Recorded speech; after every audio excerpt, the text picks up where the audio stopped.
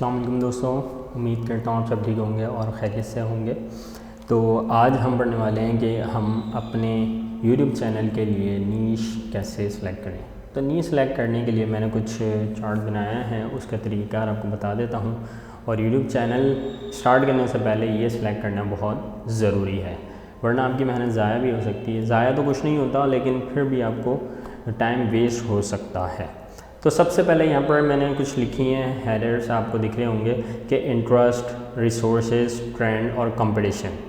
तो ये चीज़ें हैं क्या और क्यों लिखी हैं वो आपको मैं अब समझा देता हूँ। तो सबसे पहले ये होता है कि आप जब एक यूट्यूब चैनल स्टार्ट करने वाले होते हैं तो आपके पास एक टॉपिक होना ज़रूरी है या आपका इंटरेस्ट होना ज़रूरी है। जिसमें आपका इंटरेस्ट है आप उसी पर कोई काम कर सकते हो आसानी से और ज़्यादा अच्छा काम कर सकते हो, तो वो बहुत ज़रूरी है। तो सबसे पहले आप अपने अंदर देखेंगे आपका इंटरेस्ट किस चीज़ के अंदर है।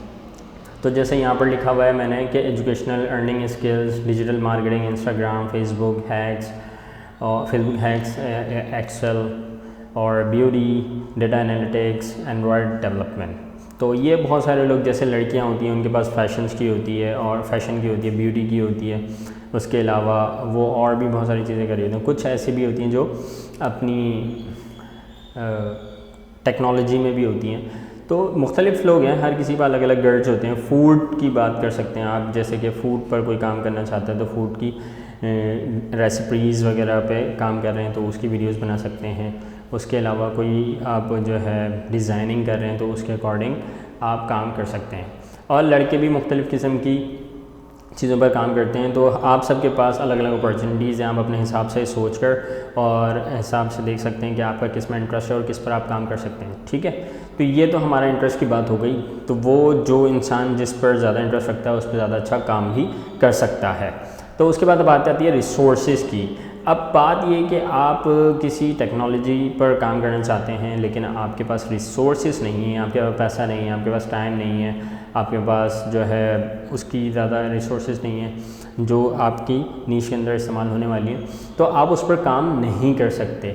अब फ़र्ज़ करें कुछ लोग ऐसे होते हैं कि हम ट्रैवलिंग पे काम करना चाहते हैं, तो ट्रैवलिंग के लिए उसके लिए टाइम निकालना है आपको, कहीं जगह जगह जाकर मुख्तलिफ़ जगहों की आपको रिकॉर्डिंग करनी होती है, वहाँ पर जाकर उसकी अच्छाइयाँ बतानी है कि वहाँ पर क्या क्या चीज़ें हैं और कैसे एंजॉय किया जाता है, या XYZ जो भी है ट्रैवलिंग बनाना चाहते हैं तो वहाँ पर जाने के लिए आपके पास पैसा भी चाहिए, फिर आपको टाइम भी चाहिए। अगर आप जॉब करने वाले हैं तो आप टाइम इतना निकाल नहीं सकते।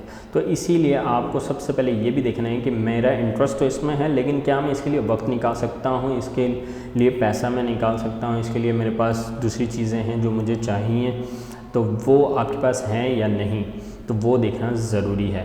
इसी तरीके से जैसे देखें अगर डिजिटल मार्केटिंग, इंस्टाग्राम है, एक्सेल, ब्यूटी, फैशन, ये बहुत चल रहा है, डेटा एनालिटिक्स है, पाइथन है, ये सारी चीज़ें अभी बहुत चल रही हैं।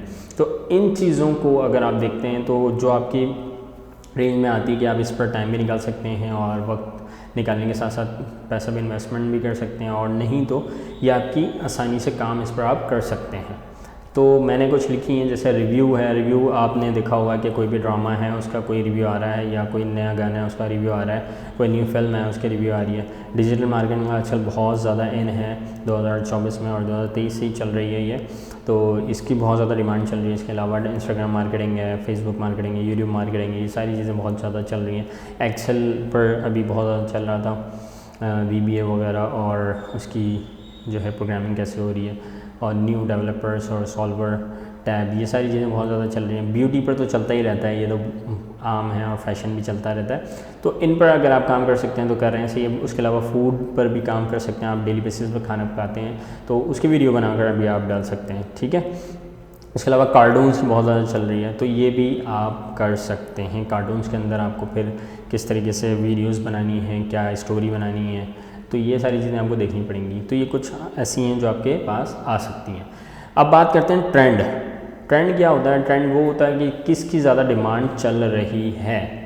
अब बात करते हैं अभी करंट 2024 की बात करें तो डेटा एनालिटिक्स और पाइथन और उसकी प्रोग्रामिंग वगैरह पे बहुत ज़्यादा काम चल रहा है, और डीप लर्निंग चल रही है, मशीन लर्निंग चल रही है। उसके अलावा यूट्यूब चैनल भी चल रहा है। अभी यूट्यूब चैनल कैसे बनाना है, कैसे काम करना है, उसके ऊपर कैसे ग्रो करना है, सब्सक्राइबर कैसे चाहिए। उसके बाद डिजिटल मार्केटिंग तो इन है ही, इसके अंदर बहुत ज़्यादा काम हो रहा है। तो ये 4 चीज़ें जो ट्रेंड पर चल रही हैं, अब हम इन पर काम कर रहे हैं, लेकिन ट्रेंड तो है लेकिन कंपटीशन कितना है, कंपटीशन को भी देखना है हमने कि कंपटीशन कितना है, उस पर हम काम कर सकते हैं, मीट कर सकते हैं, फाइटिंग कर सकते हैं, ज़्यादा अच्छा कंटेंट ला रहे हैं। क्योंकि कंपटीशन भी होगा कि हज़ारों लोग अगर काम कर रहे हैं तो हज़ार तरह के कंटेंट भी आ रहे हैं और बहुत ज़्यादा सिमिलरिटी भी होगी।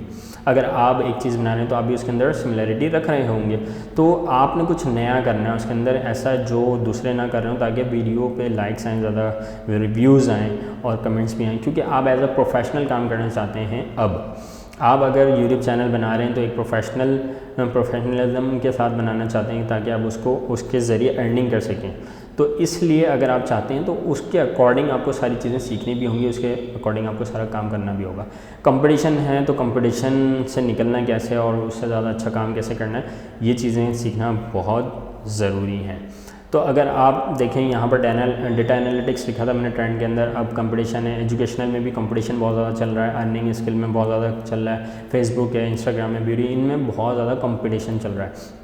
लेकिन अगर आप इन पर काम करना चाहते हैं तो उसके लिए आपको हर चीज़ देखनी होगी। तो हम एक ये काम कर सकते हैं इसके अंदर कि हम एक टूल इस्तेमाल कर सकते हैं जो कि वेरा IQ है। वेरा IQ के ज़रिए आप देख सकते हैं किसका कितना कंपटीशन है, क्या ट्रेंड है। तो वो चीज़ें मैं आपको दिखा देता हूँ कैसे होता है।